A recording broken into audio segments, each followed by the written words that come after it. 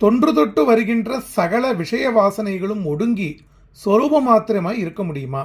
ரமண மகரிஷி முடியுமா முடியாதா என்கின்ற சந்தேக நினைவுக்கு இடம் கொடாமல் ஸ்வரூப தியானத்தை விடாப்பிடியாய் பிடிக்க வேண்டும்.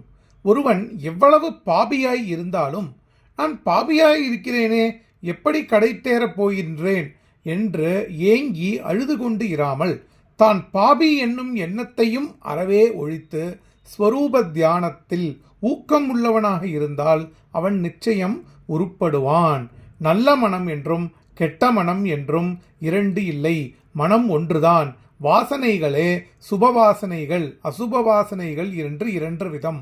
மனம் சுபவாசனைகள் லயத்தால் இருக்கும் பொழுது நல்ல மனம் என்றும், அசுபவாசனை லயத்தால் இருக்கும் பொழுது கெட்ட மனம் என்றும் சொல்லப்படும். விசாரணை எதுவரையில் வேண்டும்? மனத்தின் கண் எதுவரையில் விஷய வாசனைகள் இருக்கின்றனவோ அதுவரையில் நான் யார் என்னும் விசாரணையும் வேண்டும். நினைவுகள் தோன்ற தோன்ற அப்போதைக்கு அப்போதே அவற்றை எல்லாம் உற்பத்தி ஸ்தானத்திலேயே விசாரணையால் நசிப்பிக்க வேண்டும். ஸ்வரூபத்தின் இயல்பு என்ன? யதார்த்தமாய் உள்ளது ஆத்மஸ்வரூபம் ஒன்றே. ஜெக ஜீவ ஈஸ்வரர்கள் சிப்பியில் வெள்ளி போல் அதில் கற்பனைகள்.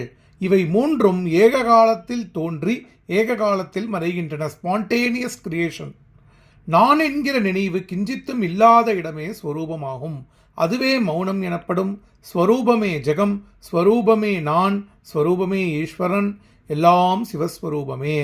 அருணாச்சல சிவ அருணாச்சல சிவ அருணாச்சல சிவ அருணாச்சலா அருணாச்சல சிவ அருணாச்சல சிவ அருணாச்சல சிவ அருணாச்சலா அருணாச்சல சிவ அருணாச்சல சல சிவ அருணாச்சலா அருணாச்சல சிவ அருணாச்சல சிவ அருணாச்சல சிவ அருணாச்சலா அருணாச்சல சிவ அருணாச்சல சிவ அருணாச்சல சிவ அருணாச்சலா அருணாச்சல சிவ அருணாச்சல சிவ அருணாச்சல சிவ அருணாச்சலா அருணாச்சல சிவ அருணாச்சல சிவ அருணாச்சல சிவ அருணாச்சலா